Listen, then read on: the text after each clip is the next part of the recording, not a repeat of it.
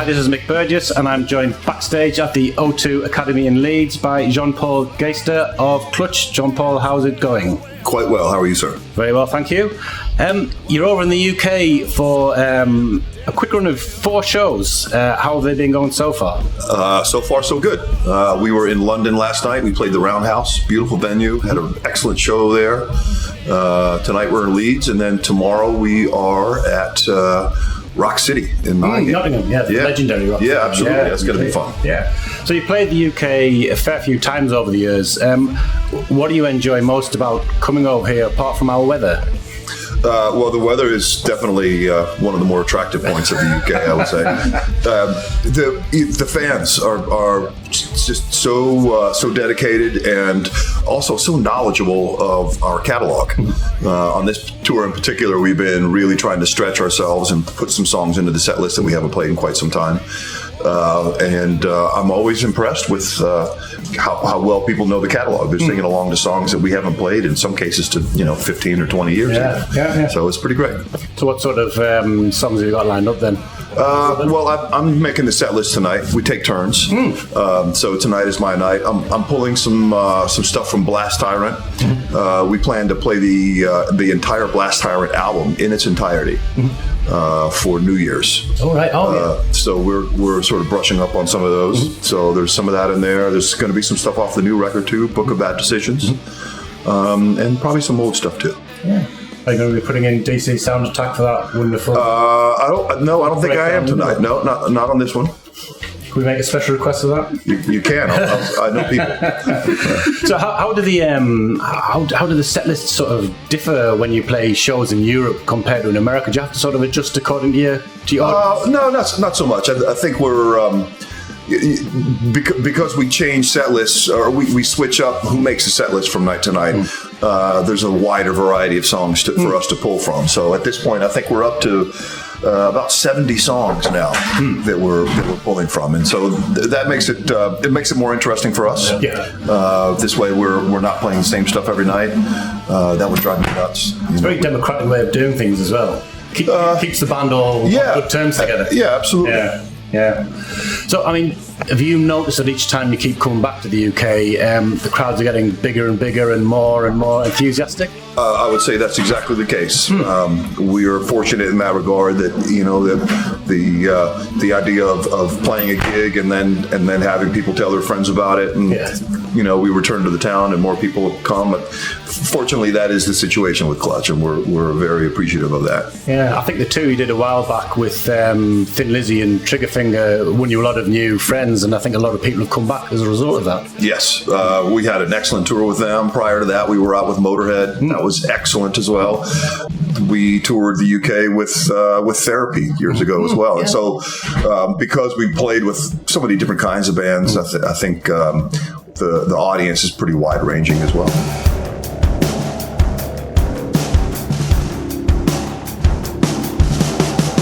One road to the east, another to the west. You've really recently started releasing a number of covers under the Weathermaker Vault series. What inspired you to sort of do that?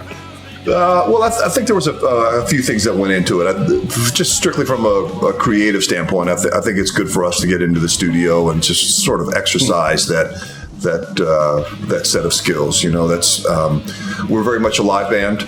And I think we're getting better at being in the studio, but it's still something that we still work on and we still think about. So for us, it was sort of just time to get into the studio and record some stuff. We took that opportunity to re-record a few old songs that we've done, and then record some songs that we just like. And so the first single was "Evil." By Cactus. By Cactus. Yeah. But even before that, though, it was by Howlin' Wolf. So Howlin' Wolf wrote the original version. Cactus sort of rearranged it. Monster Magnet has played it, and a lot of other bands too. I think probably our version is probably most inspired by the Cactus version. Yeah, but what a personally inspired by Howlin' Wolf. The great blues voice. Absolutely. Nobody sings like Howlin' Wolf. Of course, your most recent ones, Creedence Clearwater Revival's Fortunate Son. Right. And I can think of nobody better to sing it than Neil, to be honest. I mean, that is talking about a great raw. He has got one hell of a raw. Yeah, he sure does. That's a song that we really grew up with. It was everywhere. Yes. As I'm sure it was here in the UK. And so it's sort of part of your musical upbringing, And we just toyed around with the idea, hey, maybe we should try this. And in the back of my head, I kind of knew that Neil was going to nail that vocal. He's very much got that type of voice that would do those lyrics justice, and I think he did a wonderful job. Is this like an ongoing project that you're going to, just every now and then, you're going to put out a cover or a re-record? Exactly. Yeah, the Vault series is designed just to do that, just for us to get in the studio and just record some things that not necessarily part of a record concept, but more just standalone stuff. And again, it just gives us the opportunity to get in there and just practice being in the studio. Is it digital only, or are you going to plan on putting out hard copies? Probably at some point we will release a vinyl collection of the songs, but for now really it was just a digital release. And that was the other part of the Vault series was us experimenting with releasing songs just in the digital domain. We have not done that up to this point. Yeah. So each one of the releases that we've done has been a little bit of an experiment. Each time we do it, we try some different things, and it's really leading up eventually to how we're going to release the new album. So each one of these singles is sort of a learning process for us. So do you each take a turn in choosing a song, or is it is it a collective decision? That's very much a group effort. We also have our label manager Stefan Kostner, who is very involved with the day-to-day of Weathermaker. We're very lucky to have him, and so he's very much a part of the team. Yeah. And he's pretty good at sort of reading the market and putting together the master plan, as you might say. So he has a lot to do with it as well. Have you got any thoughts about the next one you're going to cover, or is it too soon yet? No, I think we'll probably, after the new year, we're going to shift gears a little bit and start thinking about a new album. All right. And what that might be like, and what we'll see what kind of shape that takes, but that's going to be the next thing for us.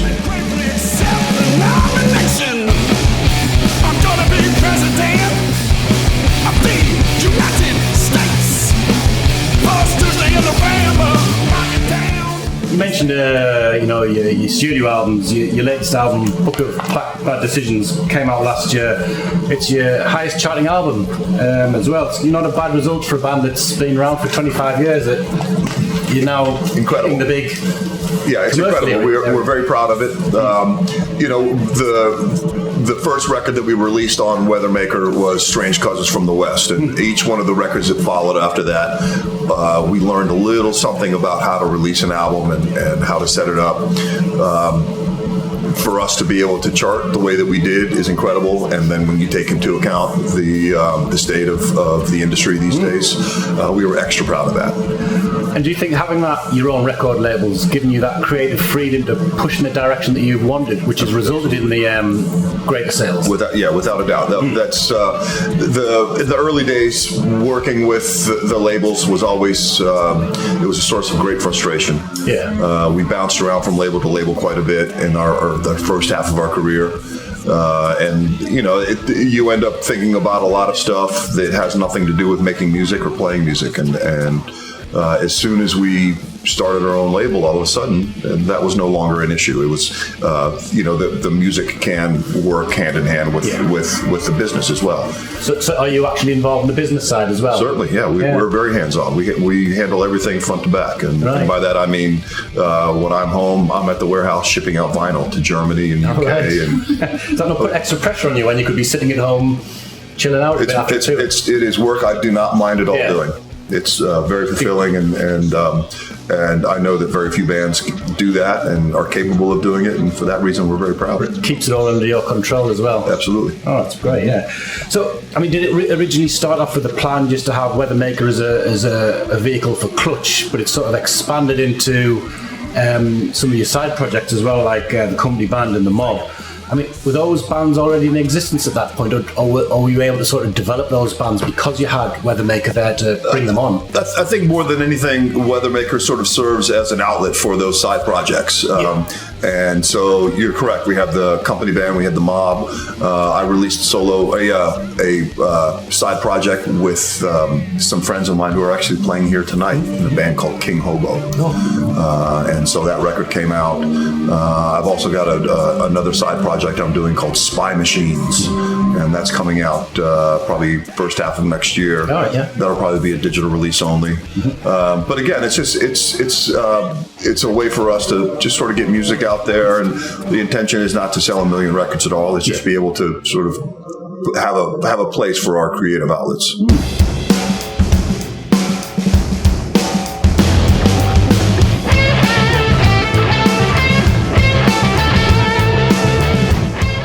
Because then you expanded to look at bands from outside, so you signed Lion Eyes was your first signing. We did. At what point did you just decide to sort of open it up to other bands? We kind of had that in the back of our mind the whole time. It's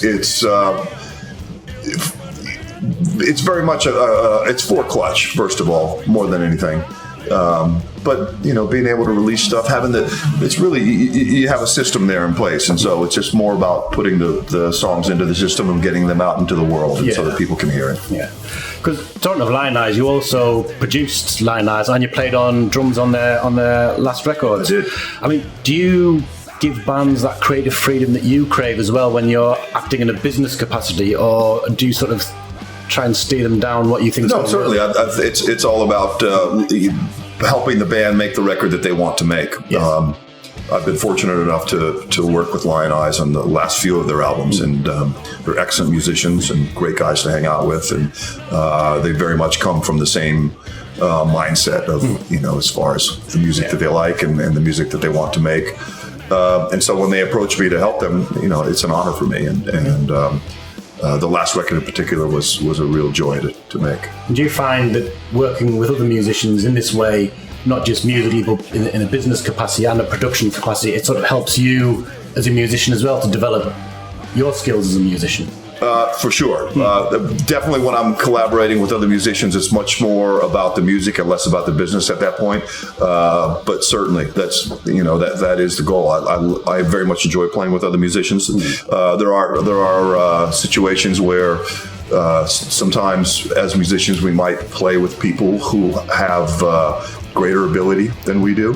And those players generally are nurturing in a way that sort of makes you feel as if you can accomplish anything, and then the other way around. Sometimes you work with musicians who don't have as much experience, and I feel like as in that situation, it's your job to sort of show them the way and bring them up. And this way it's it's an interaction, and I think that's the most beautiful thing about music. Is there any bands you got your eye on at the moment you can tip us up about that we need to check out? Just Clutch right now. We're going to make a new record. That's our goal. I've heard of them, Code about rap, scratch out the numbers to color the band.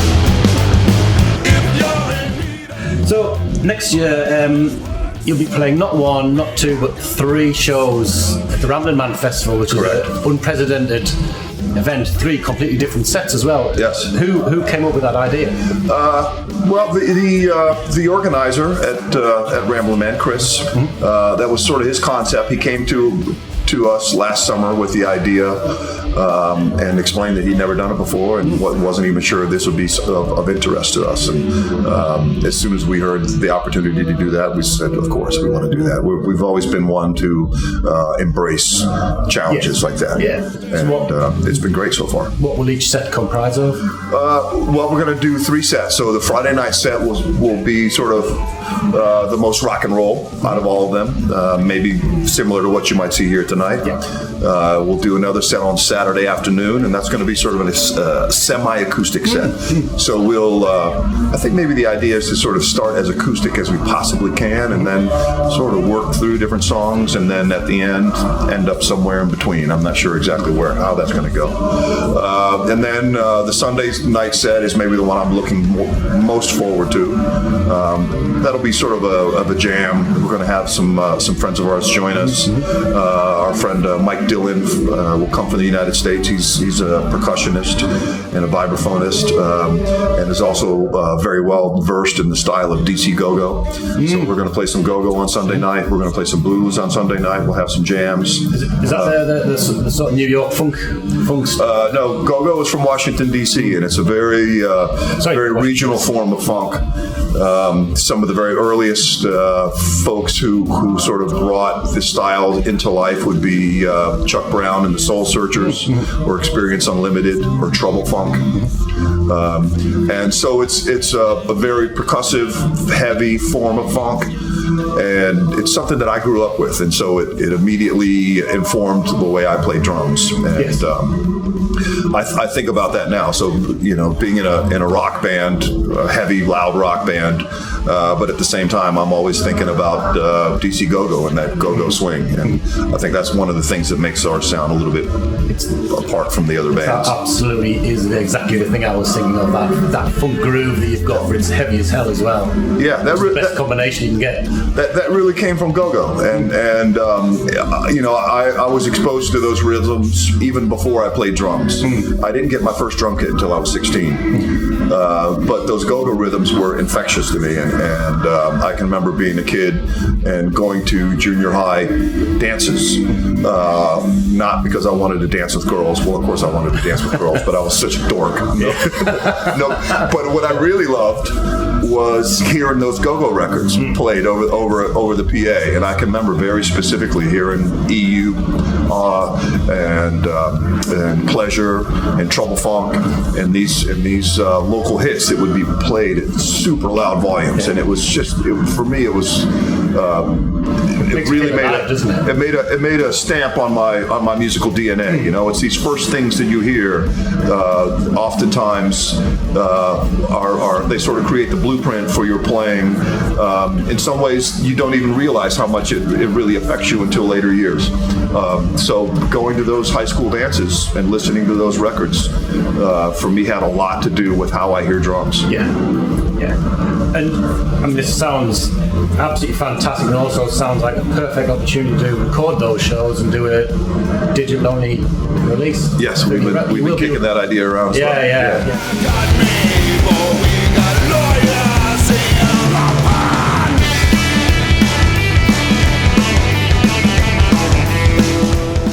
The UK tour finishes tomorrow in Nottingham. Is that you? Well, there's only a couple of days left to go before Christmas, so that's probably you finished for Christmas. We have a couple days off, and then we will hit again. We'll start in Asheville, North Carolina, on the 27th of December, and then we will play through New Year's, which is something that we've done for the last few years now. We tend to go out in that time frame. It's good because a lot of people are home for the holidays, and they want to go out and hang with their friends, and so a lot of times a rock show is just a thing for them.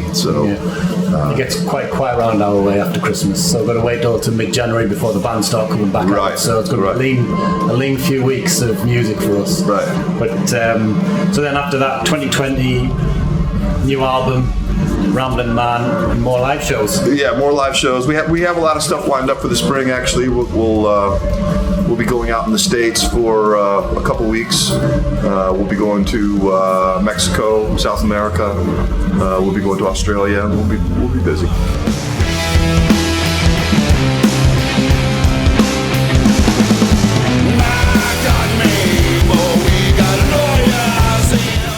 Well, Jean Paul, it's been an absolute pleasure. Thank you. Best luck with the show in Leeds tonight and the rest of the tour that finishes tomorrow, and look forward to seeing you again next year. Awesome. I appreciate it. Stand on the